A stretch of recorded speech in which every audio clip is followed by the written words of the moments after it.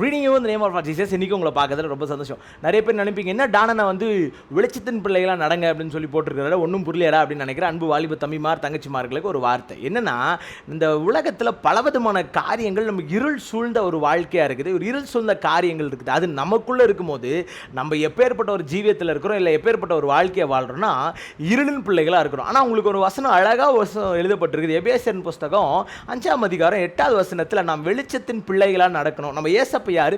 வெளிச்சத்தின் தேவன். அவர் இந்த உலகத்தில் இருக்கவும் என்ன நடந்துச்சு?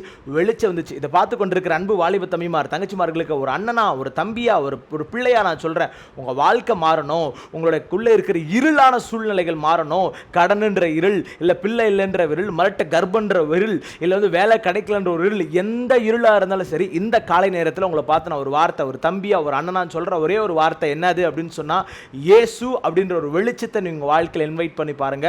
அந்த இயேசப்போடு கூட சேர்ந்து நடக்கிற ஒரு அனுபவம். அதான் சொல்லுது எபேசியர் 5ஆம் அதிகாரம் 8வது வசனம். ரொம்ப அழகா சொல்லுது, வெளிச்சத்தின் பிள்ளைகளை நடங்க. அப்படி நடக்கும்போது உங்க வாழ்க்கை சூப்பரா இருக்கும். நீங்க நினைச்சு பார்க்கறத விட, யோசிச்சு பார்க்கறத விட உங்க வாழ்க்கை சூப்பரா இருக்கும்.